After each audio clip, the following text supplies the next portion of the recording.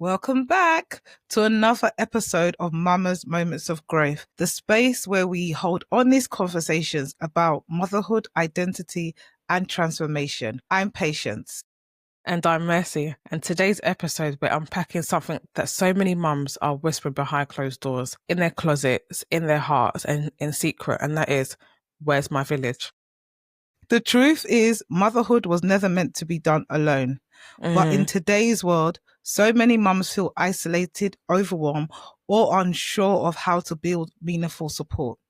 Now, I just want to emphasize why we are doing this podcast again. You know, in our previous podcast, you would have heard me and Mercy talk about support system, whether it's coming from, family, husbands, but we also recognize that there's some mums out there who might not just have that support system. So we are here to see how we can actually just develop that and build that. So this is the reason why we are doing this today, so that we are including all mothers.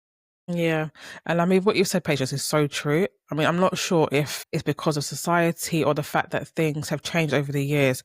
But mamas, I want to say that if you've ever felt that, you're carrying it all with no one to lean on, this one really is for you. Yeah. And I like the way you say about society, because I was looking back historically and I'm thinking that mothers used to be supported by their grandmas. Some still are, aunties, neighbors, and that tight-knit community. But sometimes that doesn't happen. You have some people that move away from all those people. So that traditional support system is gone. Yeah. And sometimes there's also this cultural expectation that you have to do it all by yourself. Man, honestly. So it's more about that silent expectation that there's a perfect mom partner. And if you've heard some of our previous podcasts, I always tell Superwoman bye-bye. I always tell the perfect mom bye-bye. Yeah. It's just an unrealistic pressure that just leads to burnout, really. So I think let's start here. When we say village, we're not just talking about blood relatives or besties from school. The village is any group of people who offer emotional, practical, spiritual support to your motherhood journey. Exactly. I mean, it could be a mum, it could be a trusted neighbor, your WhatsApp mums group, or even, other groups, faith community, or even a therapist. I mean, it's anyone who helps lighten the load, the emotional, the physical load, so that you can really function and get on with other things that require your time. Yeah. Well, for so many mums, especially in the modern life, that village is missing. I mean, we've just said that due to distance, schedules, or even the fear of judgment. We weren't made to be parents in isolation, and that's the absolute truth. But we often feel like we have to prove we can do it alone. Honestly, yeah. Yeah. That's what we said, that societal pressure. It just has to go. It really does, honestly. I don't know who came up with that. Yeah, I don't know too. It's something that's been passed down from generations to generations. I guess so. So I think I'm going to ask a reflection question here, Mercy. Okay. I just want us to dig deep a little bit.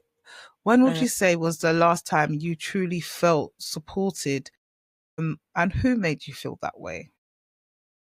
The last time I felt supported and who made me feel like that? For me, I would say I have a few. And first of all, obviously, I'll speak about my husband. Yeah. There's areas in our lives where, we have strengths and we play to our strengths. It may be keeping a home as a woman. It might be, being a great listener. It might be, giving great advice. And for me, when my husband supported me on days where I really, really needed to slow down, like, you're plowing at like 100 miles per hour. You're doing everything, trying to tick off everything on your list. And you can see that I'm actively, like, I'm literally going from one room to the next, one room to the next. It's like, what are you doing? Just sit down. Like, I can't, because I've got things I need to get on with. My list is long. If I don't do it today, tomorrow's going to be another day, and I'm going to have more on my list tomorrow. And, he could see that I was getting tired and just getting on with things in my mind. But he actually said to me, do you know what? Slow down. Sit down for a minute. He encouraged me to literally unwind, even if it was just for 5-10 minutes. But knowing me, I take a bit longer. Yeah. He's like, these things that have to be done now. And in my mind, I had to get on with it. I really did. But obviously I took his advice, slowed down, able to relax and unwind and get myself together again so that I can have the strength, to get on again. Sometimes I notice I'll sleep off. And what I noticed is that by the time I wake up, what I had on my to-do list, it was done. So him supporting me in that, I mean, it's not every single time, but the days that he knows, okay, look, it's a lot, he will literally take it on. And that support, just, having him do something without me having to ask. It literally took the weight off the shoulder. I think for me, another form of support I got was from my mum. And honestly, God bless mothers, because I always say that, these grandparents are not grandparents like they used to before. And my grandma's tired, she's always at home. My mum's always working. But you know what? I don't know where they get their strength from.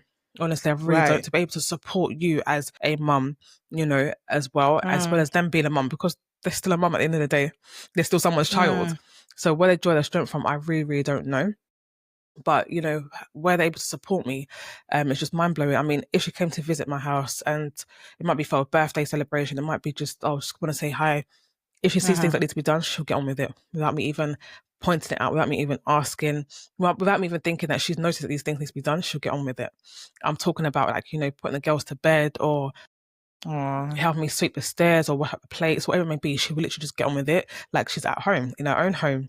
And again, that for me is obviously acts of service, but I love it because, again, I feel supported, because where's the time to do it all? I mean, even taking the girls, for the weekend, or even for just a day out, giving me a bit of respite. Again, that's how I felt supported. I'm trying to think, how else do I feel supported? Even times where, I was going back to work, childminder, helping me with my daughter at the time, or even just trusted friends, someone that, that could help support me with them, with their learning, with their growth, without me even thinking that, oh, is my child okay? Because, I know that they are. And that support in itself has been really, really, really, really important to me. And it was really great as well at the time where I really, really needed it. Yeah, that's how I felt supported. I mean, I've got a long list. I'm sure I can think of many, many more. Yeah. I will end up taking long in this podcast, so let me I'll stop it there for now. What about you? I think I would say the same along the lines, but I think I want to ensure that we are inclusive. So I'm just going to add another question there. I'm not running away from your question. I want to come back to it. So if you think about it, we're privileged to have husbands, and as in you have your husband, I have mine. Of course. And then you have your mom, we have our mothers. But let's look at people that don't have that, right? Maybe it could be a single mother. It could be someone that the mother has, passed on to glory. Yeah. How else have you felt supported by someone that is outside of that circle? Again, I'll go back to childminder. She wasn't necessarily in my circle, but she supported me with, having my child for, how many hours was it? Probably about 6 hours or so while I was at work. So she supported me with that. I've had, friends who have come around to support me in terms of just be there for me, not necessarily for my child. Because sometimes as mums, we're always the one ploughing, always doing things, sorting out our children. But I've had, luckily for me, I've been able to have someone to come in and sit down with me and just ask me, what do I need? Support do I need? Or even without asking, what do I need? They would just be there to be listening, I guess, take my mind off of the things of mum life. So yeah, that's what I would say. I mean, I've had friends, I've had childminder outside of family that have supported me in different ways. And how did you build that relationship with your childminder to be able to feel I can trust my child, and I need that support, and I'm handing some of that over to you? Okay, so this childminder I've known for years. Prior to me even being married, prior to me even having children, I've known her for years. I've seen how she is with other children. I've seen how grounded she is with the children. I see how much the children love her and how much she loves them. They have to be biologically hers. She'll literally take them as her own. That in itself instilled great trust for me, because I'm like, if you can take my child as your own, or someone else's child as your own, that means when it comes to my time, I know that my own child, girl or boy, will be able to have that same love, that same care from you as well. So funny enough, I've always had her in mind since I was maybe about, I want to say 21, 22. So early on, I've had her in mind. Right. And it just so happened, obviously, I knew her from church as well. So again, that helped me to watch her, to watch how she is with the children, to really understand her way of doing things that would align with obviously what I want for my child as well. So yeah, I hope that answered your question. Yeah, I think it does. I think something that you said just now as a practical tip is for you to be observant. And sometimes, like in your case, it was before you even touched motherhood. So I think for some of the mums out there that, you might not have a husband or you have your mum around, look, Mess did a lot of reflection about who is somebody that will take my child as their own child. So I think that's something key. Actually sit down and actually reflect. When hopefully, if you find that person, start making those connections there at least, should we Yeah, say? 100%.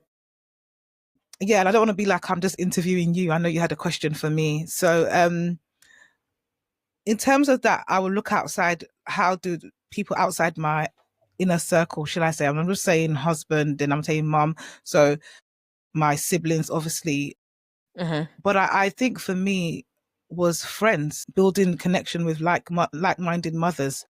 That became part of my village, and seeing how they were with their children. The more and more you talk to people, you need to understand their values. So I think when you're in motherhood, you got to be intentional Yeah. about having conversations, general conversations, understanding the heart behind someone, their values. How did they bring their child up? Is there something that you can learn from this person? And slowly start building those levels of trust. And I think for me, that's what I did sometimes when I found myself in situations that I might not know the answer to, or perhaps they've done it before, got that experience.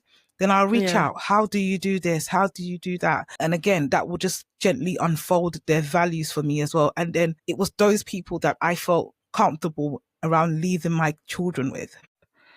I mean, it's important to understand other people's values, because at the end of the day, their child will spend a lot more time with them, and Right. whatever their values are, they're going to pick up on it as well. Yeah. So I think it's very important that, and it's key that you've said that, because to ensure that people that you're moving with are aligned, with your values, with your expectations, aligned with what you want out of I say life, out of your child's growth. It's really, really important. So I hope that Yeah. that's a key takeaway for us mamas to really listen to, and to hone into as well. If you can, like, find someone that matches your ethos in life, and matches your Yes. expectations, and matches your values, because at the end of the day, your child, as young as they are, they're sponges. They will literally soak everything in, and that's what they will run with. So Yeah. yeah, it's important. But with that being said, though, I know you mentioned earlier on that, for those of us or mums that don't have the village, they don't have their mums, they don't have a community. And one thing I do recognise and acknowledge is the fact that some mums really don't have that support from anyone. They're left to navigate motherhood on their own, or through the lenses of other people. And it often leaves them feeling really, really lonely. Now, the fact is, loneliness as a mum is so real. Yes, So definitely. it creeps in at times whereby you even least expect. You can even be surrounded by people that you thought, you could count on, that you could depend on, and still feel like unseen, unheard, and even unsupported as well. Yeah, there is the loneliness of being the default parent, or making decisions solo, or Mm, not having someone to say you're doing great. That is one big thing. I feel like a lot of mothers can go feeling unappreciated. And I just want to park here a little bit. That is why at Mama's Moments of Growth, we celebrate every moment of growth, no matter how yes. small. We are here to celebrate you. And we want to say Mm, you are doing great. You are doing absolutely great. And we appreciate you. We definitely see you. yeah, Definitely. 100%. We really, really do. And just going back to what you said, being the default parent, we Yeah. often suffer in silence, Yeah. and then a lot of assumptions are that, other mums, they've got it together. Why can't I have it together? Why don't have it together? How do they do it? Or that asking for help and asking for support makes you look like you're weak, like you don't have it together. Makes you look Yeah. like, you can't, you depend on everyone else, but you can't depend on yourself. You don't have it. Yeah. And it's hard, it's tough. It's a tough, I guess, pill to swallow. And suffering in silence is not the one. It really, really At isn't. all. At all. But we need to also recognize that vulnerability is strength. Mm, And community starts when we show up as we are. I have had to learn that. One thing about me being part of Mama's Moments of Growth is that I mm. know that I will have a lot of people listening in and being like, "Oh, I thought you were Superwoman." Realistic. I'm not there to entertain that narrative. I'm here to entertain Yeah. the fact that the reason why you see my strength is because I've had to be vulnerable to get that Mm, help. And that's why mm. I'm really pleading people to demystify that myth of perfect mom, superwoman. Let's start building together. Part of my strength comes from the community that I have around me. For example, Mercy. I think the genesis of Mama's Moments of Growth is because it's almost like we're standing on, when you look at it, actually visually, it doesn't make sense, but you understand what I mean? Like we're standing on each other's shoulders. That's the reason why we can make a podcast like this, Mama's Moments of Growth. Yeah. I want to go back to what you said, Mercy, and I'm going to ask you a question off the back of that. So, what stops you from asking for help? Now, you hear that I laugh nervously. The reason why I do that because of what I'm about to say. Now, what stops me for asking for help is the fact that I'm a first daughter or first child. I'm the first granddaughter and first great-granddaughter. And being the first, a lot is expected of you. Yes, we're loved on. Yes, sometimes we can be spoiled because again we're the first of everything, from I guess from generation of women. Possibly we don't have, an older one to look up to. We might not have an older cousin or older aunt, whoever. We have no one but ourselves. We just get on with it. That's why I laugh nervously, because asking for help, it's because I'm literally, not me per se, but just as a first, we're literally expected to just, get on with it, just take it and just move on, just do it, as Nike will say. But we have to be strong, depend on ourselves. And I think this is one of the reasons why I personally don't always ask for help. And it's hard not asking for help. It really, and then to ask for help is also hard. It's a hard one, but it is. I'm used to getting on with things and waiting for no one unless I really cannot do, a said thing. I think for me, another reason why, or I find it hard to ask for help is that, or something from asking for help, is the fact that I have to wait on people.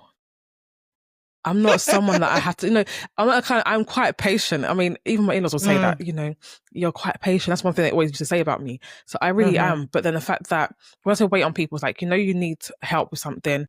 It's time bound. You need it to be done a certain time. You let them know, okay, it'll be done in a week or whatever it may be. And you're still waiting. Like, has it been done?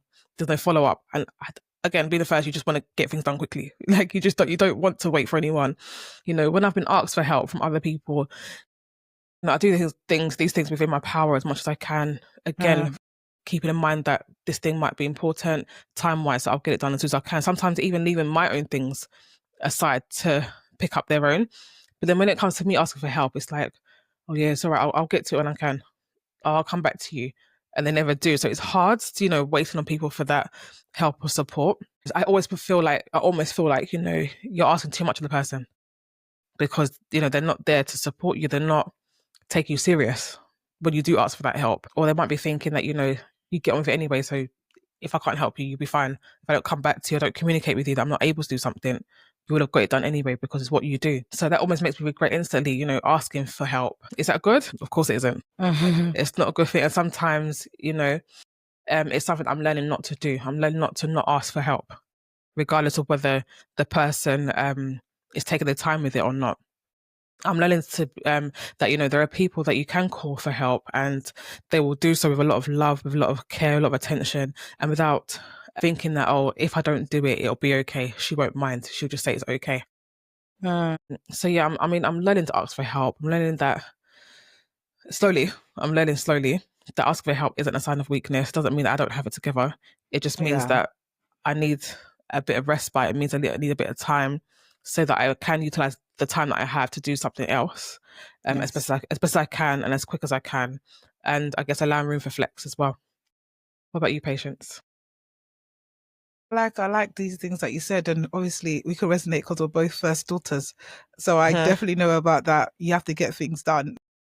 Especially for the culture that we're both from, is like, you're expected to be almost like the second mum. You carry the load in and you get over it. So I definitely understand there. I think for me, why I find it hard to ask for help is because I've been so used to be saying, it's cool, I've got this, or I don't need this, to the point that I don't even know how to ask for help. So when somebody says, okay, so what do you need help in?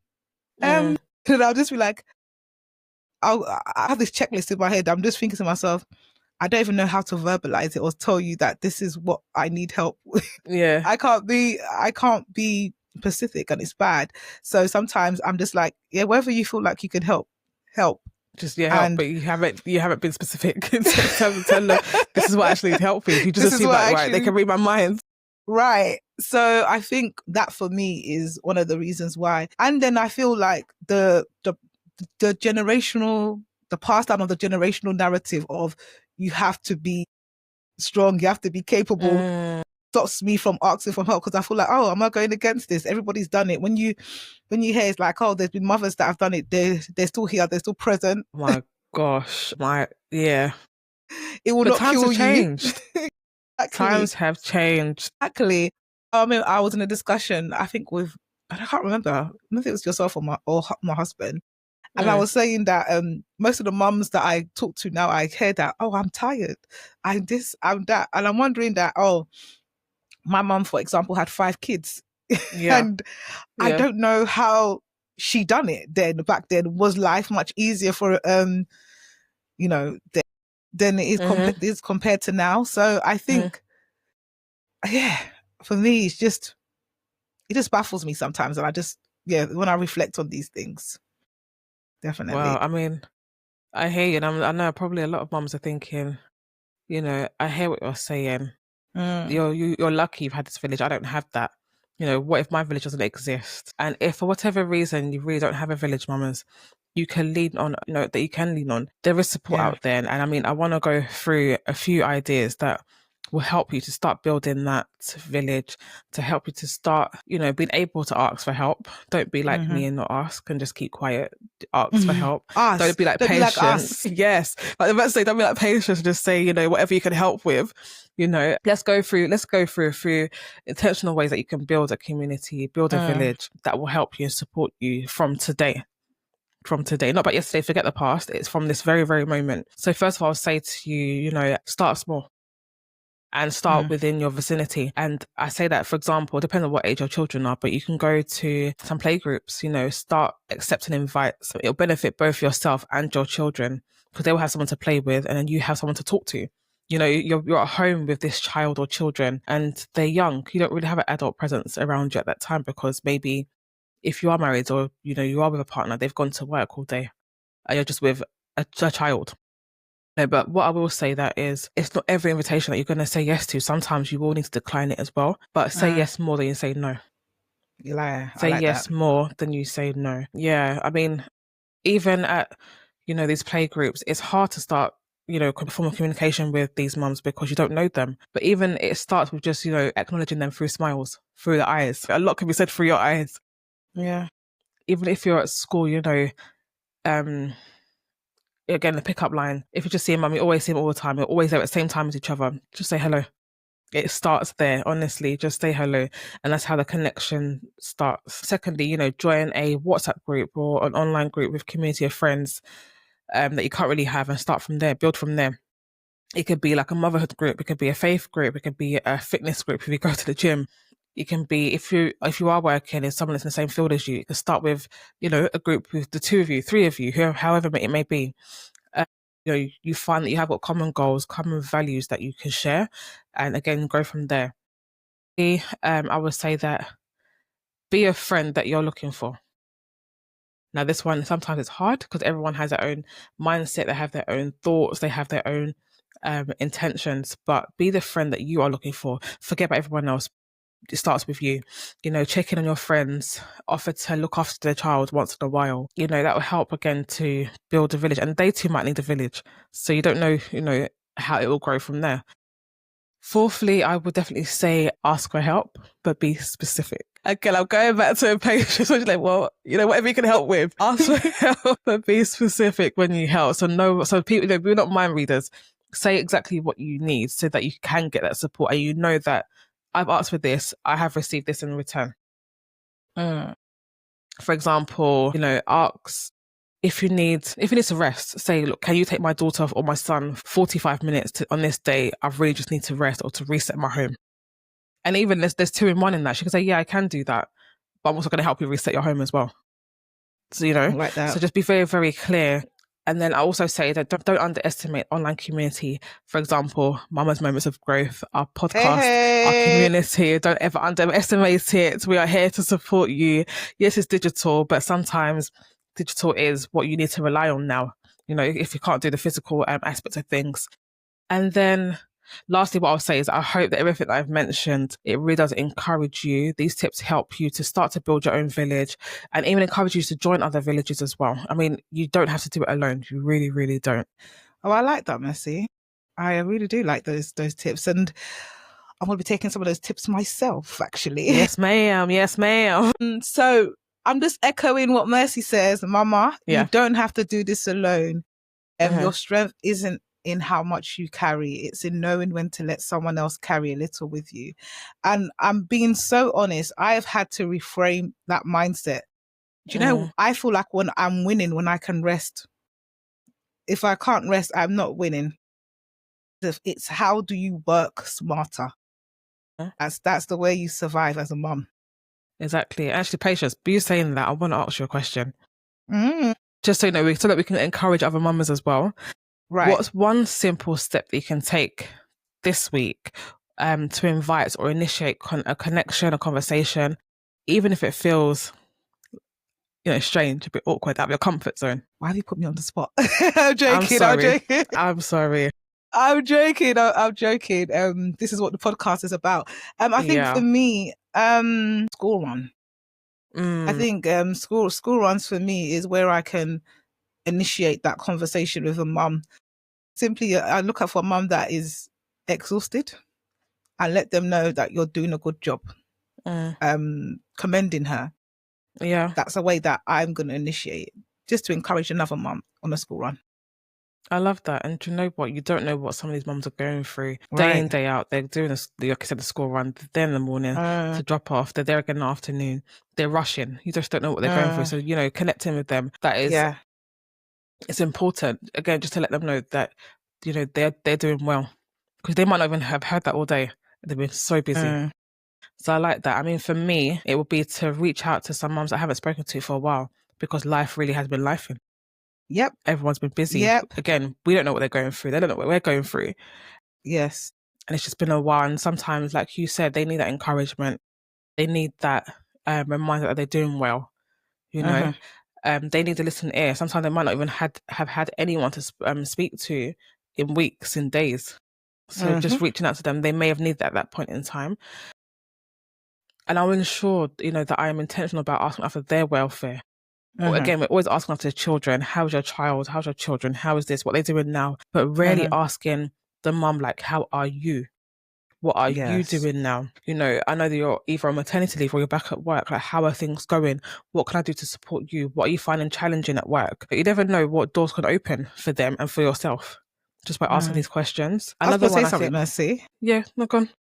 Because one thing that we also are intentional about Mama's Moments of Growth is understanding that there's diverse mothers, and that also includes age demographics.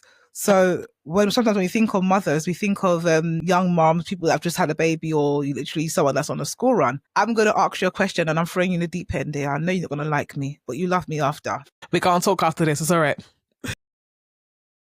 Is how do you reach out to a more seasoned mum?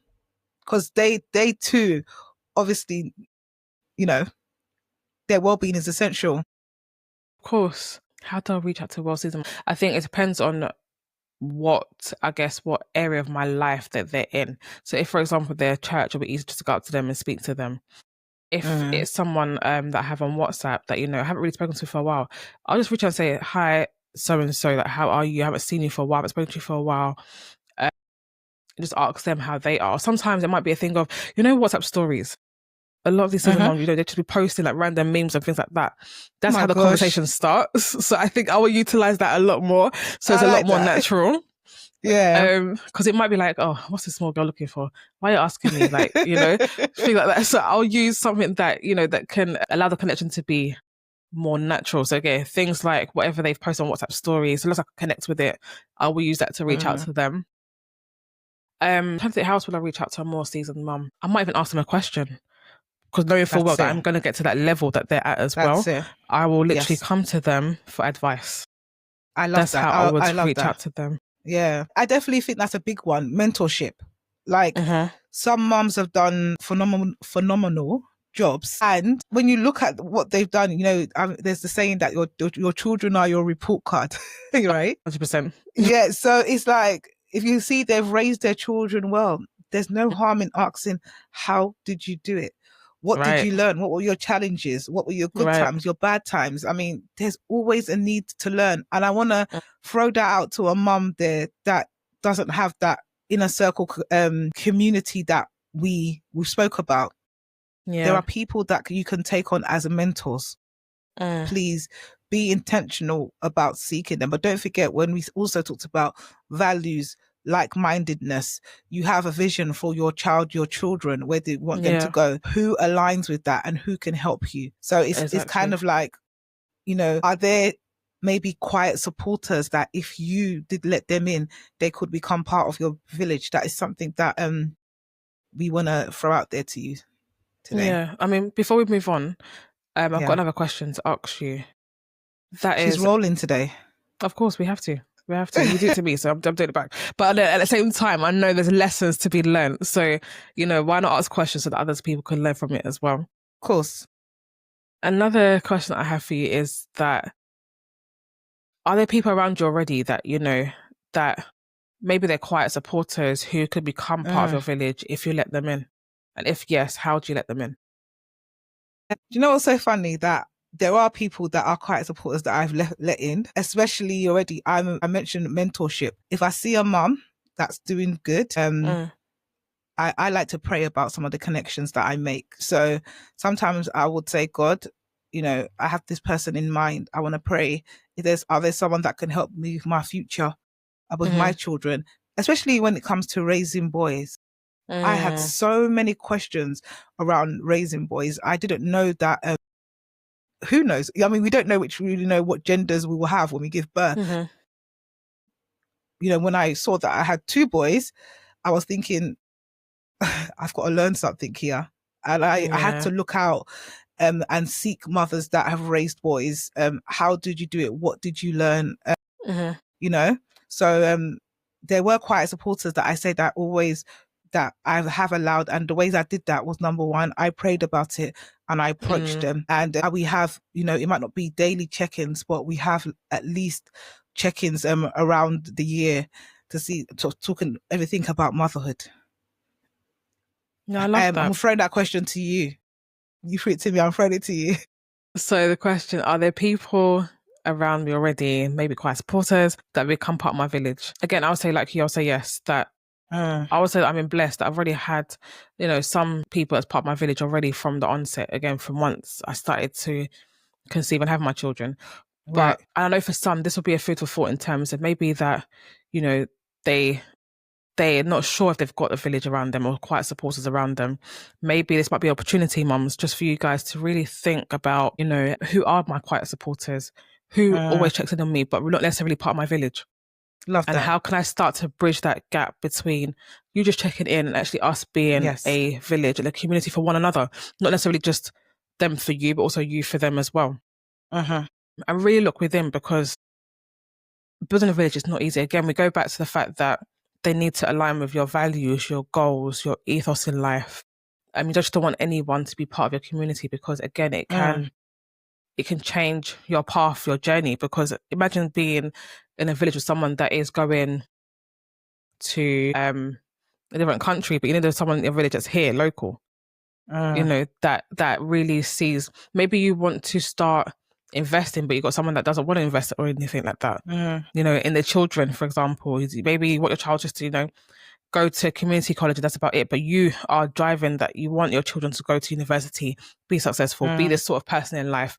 You need a community around you that can help support that and actually really help you to think and really put pen to paper and start plowing ahead and planning ahead as well. Selecting people for your village is very, very important. So are there people around me already? Yes, they are.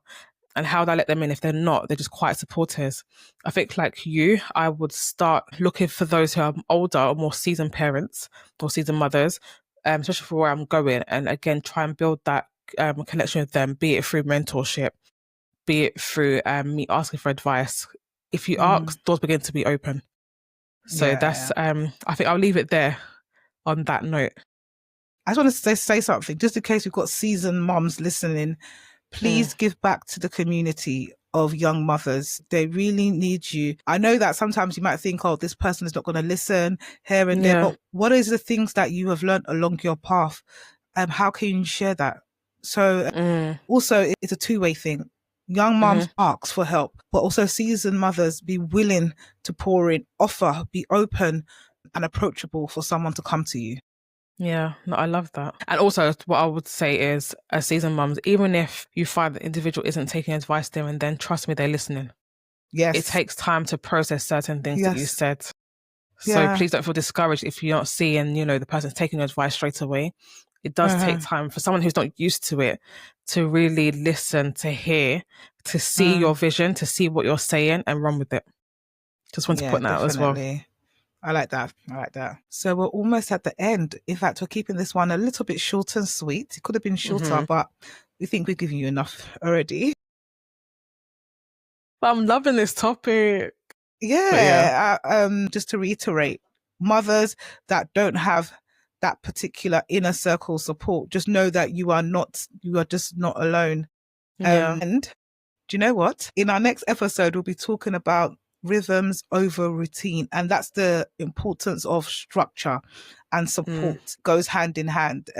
So there's things that you can do, you know, depending on your village, but there's also some things you need to do within your own home as well, and having that structure definitely does help. So as always, we say that if you feel touched by this podcast episode, please leave a comment, leave a review, Spotify, YouTube, Instagram. We'll love to hear from you. And a bonus thing as well, we're actually going to bring something out just to help people be able to ask for help. How do you ask for help? We're going to bring a little toolkit your way. So we look forward to that. But until next time, just remember, you are not alone. Keep growing. Yes, keep evolving. Bye for now. See ya.